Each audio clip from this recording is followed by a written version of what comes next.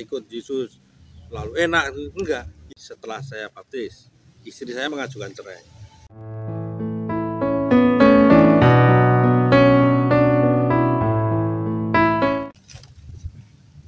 Shalom Bapak Ibu Saudara, saat ini saya bersama dengan Pak Wahyu. Kita ingin kenal lebih dalam lagi, kita ingin tahu cerita dari kehidupan Pak Wahyu sendiri. Pak Wahyu ini dulu bukan seorang Kristen ya? Bukan, Bapak. Ya. Itu gimana Pak, kok ceritanya akhirnya bisa terima Tuhan Yesus? Terima kasih kepada Bapak Metahui, puji Tuhan diberi waktu untuk bersaksi ya Pak ya. Sebelum saya kenal Tuhan Yesus, saya dulunya dari Muslim, anak Islam. Ya. Dari cerita sebelum saya mengenal Tuhan Yesus, saya bisa dibilang apa ya? Saya itu orang yang sudah seorang pendosa, Pak ya. Ya. Pak Pendeta. Bisa dibilang pendosa yang setiap harinya itu berbuat dosa. Ngapain aja Pak zaman dulunya? Nah, itu ini singkat cerita saya Pak yang mendekati saya mengenal Tuhan Yesus ya Pak Pendeta.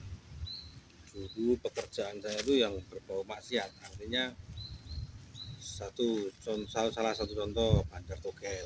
Bandar togel Bertahun-tahun bandar togel.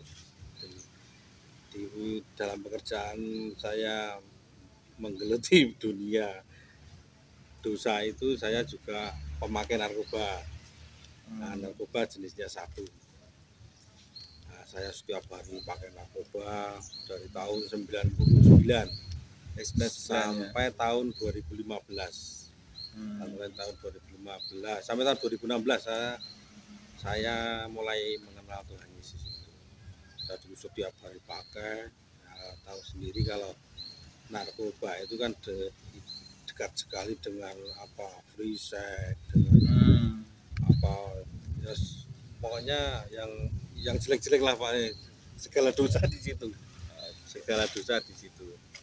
Nah, akhirnya singkat cerita aja, tahun 2016 akhir itu saya dikasih mimpi Pak Pendeta. Mimpi apa itu? Dikasih mimpi, ternyata mimpi saya itu ada dalam Alkitab, kitab Wahyu, surat Wahyu, ayat pasal dan ayatnya itu lupa, tapi ada, saya pernah baca ya. Karena setelah saya menjadi orang Kristen saya baca Alkitab.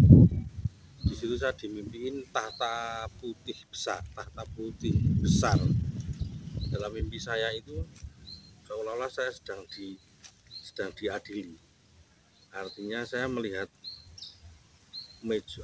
kursi besar putih, dan saya cuma melihat kaki pusar ke bawah itu, tapi suaranya lembut sekali, seolah-olah saya tuh sedang diadili. Nah, saya di sisi kiri saya itu saya lihat seperti lava pijar gitu Pak. Lava pijar seperti lava gunung meletus tuh. Ya. Justru kok saya lihat teman-teman saya berenang sambil minta tolong. Begitu Pak. Berarti di satu sisi Bapak lihat keadaan surga, tapi di satu sisi Bapak lihat neraka gitu ya Pak. Gitu, Pak. Dan di kanan itu serba putih, sepertinya itu sejuk itu yang di sebelah kanan. Begitu Pak Pendeta. Kalau yang dulu saya itu dilihat orang itu sudah nggak ada harganya, sudah nggak berharga di mata manusia. Tapi satu sisi setelah saya ditangkap Tuhan, ternyata saya masih berharga di mata Tuhan ya Pak Pendeta.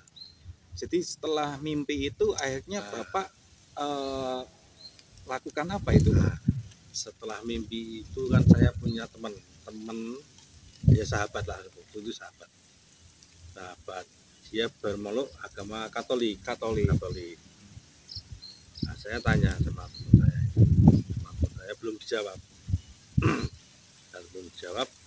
Nah, saya sama teman itu kan di rumah kan ada VCD itu ya. Saya dikasih lihat filmnya Son of God. Oh, dikasih ya, film Son of God. Nah, ya.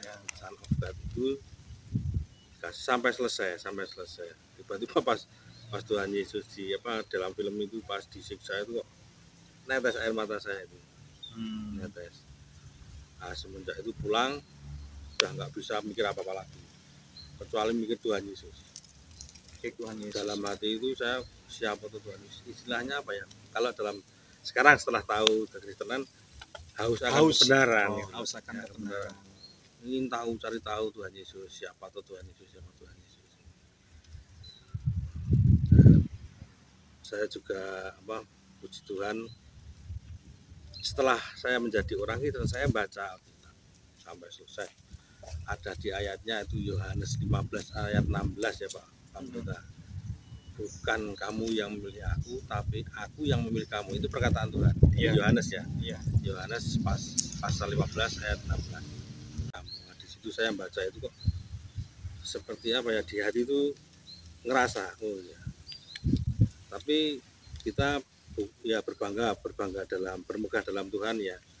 Tapi satu sisi, saya dipilih Tuhan ini karena saya pendosa, karena banyak dosa. Kalau dulu sebelum saya kenal Kristen, saya sudah tahu kalau saya mati pasti masuk neraka.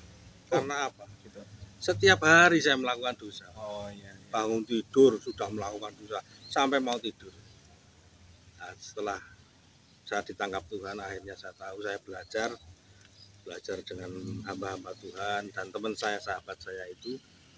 Nah, setelah itu saya dikasih lihat filmnya Son of God itu kan saya mulai kebuka hatinya, mulai kebuka. Setiap hari itu yang obrolan saya sama teman saya itu cuma Tuhan Yesus, nggak ada lain. Cuma tentang Tuhan Yesus. Padahal posisi pada waktu itu saya ekonomi down, istri pulang ke rumah orang tua, karena waktu itu ekonomi saya hancur. Wah, apa hancur Pak. Waktu itu saya sudah nggak punya pengharapan. Sudah nggak punya pengharapan karena apa ya, akibat saya berbuat dosa yang lalu. Ya. Tapi setelah saya kenal Tuhan Yesus, saya minta dibimbing sama teman saya yang Katolik itu. Awalnya dulu saya mau masuk Katolik, karena pembimbing saya kan Katolik ya.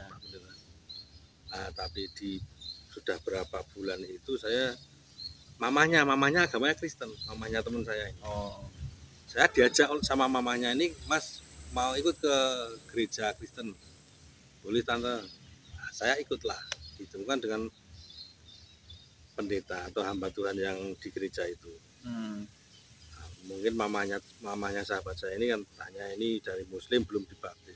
Lalu saya ditawari baptis sama Pak Pendeta. Pada waktu itu saya minta waktu sehari untuk berpikir. Artinya dalam pikiran saya itu waktu itu kok seperti ini. Saya di Islam sudah murtad. Saya kalau di Kristen kok belum dibaptis. Nah, kalau di tengah-tengah ini saya mati, saya mau ikut kemana? Bingung gitu ya. Bingung. Waktu itu saya memutuskan saya mau dibaptis secara Kristen. Baptis Islam waktu itu. Ya, Pak. Ya. Puji Tuhan. Setelah saya mengenal Tuhan ini, apa ya? Bukan saudara-saudara saya yang heran ataupun orang lain yang heran. Saya sendiri juga heran sama diri saya sendiri. Saya sama teman-teman, sama saudara-saudara dikatakan murtad. Biar saya murtad, gak apa-apa. Tapi saya murtad ya, saya ketemu Tuhan yang benar. Artinya seperti itu. Tantangannya apa aja Pak? Kalau setelah dibaptis terima Yesus itu, setelah alami apa aja itu bukannya apa ya? Bukannya artinya kita tuh ikut Yesus lalu enak itu, enggak. Ya kadang masalahnya banyak orang ngomong itu ikut Yesus nanti kamu dapatkan sesuatu berkat atau apa itu ya. Malah yang saya alami terbalik. Tetapi dalam masalah atau pencobaan itu menggembleng iman saya jadi bulat. Gitu. Artinya begini, setelah saya baptis, istri saya mengajukan cerai. Istrinya ngajuin. Dalam gugatan itu juga tertulis karena suami pindah keyakinan. Nah, seperti ini saya baca di gugatannya cerai itu. Ya. Istri menceraikan. Waktu itu pun saya nggak ngeh. Saya mau kehilangan istri, mau kehilangan apa?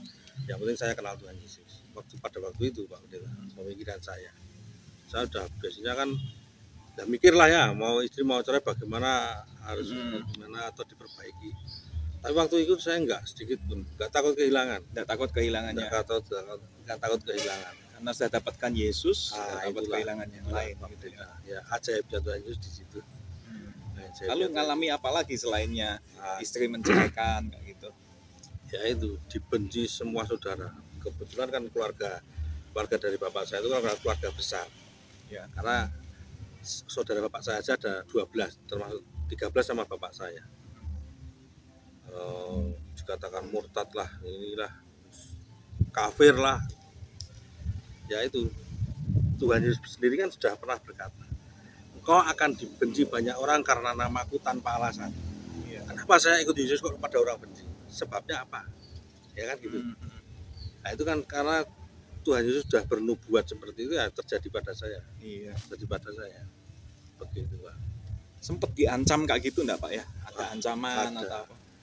Ancaman mau dibunuh, mau dipukulin, mau ada Pak. Ada ya dari saudara Dari sendiri. saudara. Oh, gitu. Tapi itu tidak menjadikan batu sandungan buat saya. Artinya karena memang sudah rencana Tuhan. Inilah rencana Tuhan buat saya. Artinya ya dalam ayat Yohanes 15 ayat 16 itu, kalau Tuhan bukan kamu yang milih aku, tapi aku yang milih kamu. Kalau Tuhan yang sudah berkehendak, tidak satu pun manusia yang bisa dapat menghalangi. Dikuatkan gitu ya Pak. Kalau dulu mungkin saya sudah dulu saya juga sudah pernah mencoba mau bunuh diri, minum baygon juga Pak. Kenapa? Ya karena apa? Karena kebanyakan pengguna narkoba itu kan yang diserang otaknya. Oh, Jadi rasa putus asa dengan putus hidup kayak gitu asa, ya. iya. Masalah sedikit, masalah kecil aja dibesar-besarkan, seolah-olah masalah itu berat.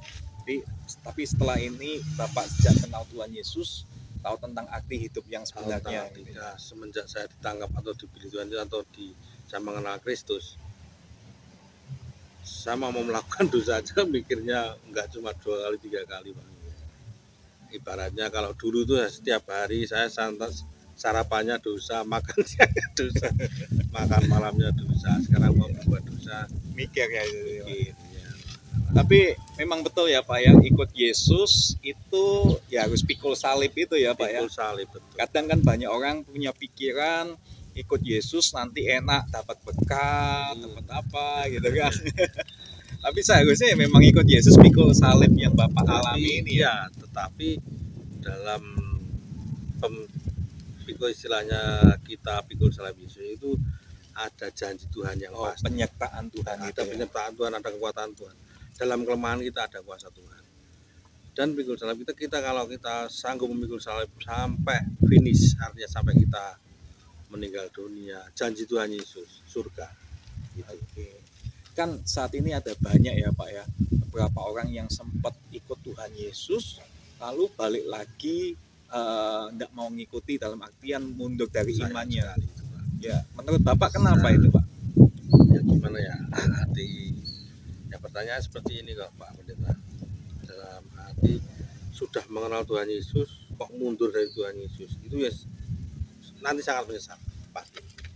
Karena apa? Di luar Tuhan Yesus tidak ada keselamatan, hanya dalam Tuhan Yesus yang ada keselamatan. Hanya dalam nama Tuhan Yesus. Setelah saya belajar, saya membaca Alkitab sampai berapa kali selesai, saya ulang lagi.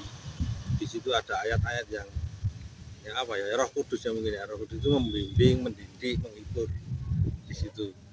Oh ini ayatnya seperti ini. Nah, sekarang kalau sudah mengenal Tuhan Yesus, saya mengajak pemirsa yang menonton YouTube ini, kalau sudah mengenal Tuhan Yesus, jangan tinggalkan Tuhan Yesus. Kalau Anda tidak ingin menyesal seperti itu, karena di luar Tuhan Yesus nggak ada keselamatan. Amin. Terima kasih Pak Wahyu untuk kesaksiannya. Iya. Nah Bapak Ibu Saudara, saat ini Anda yang sudah mengenal Tuhan Yesus, kita tahu ikut Tuhan Yesus pasti pikul salib. Tetapi di dalam waktu pikul salib, Tuhan itu pasti menyertai kita. Maka dari itu, mari kita tetap setia di dalam mengikut Tuhan Yesus.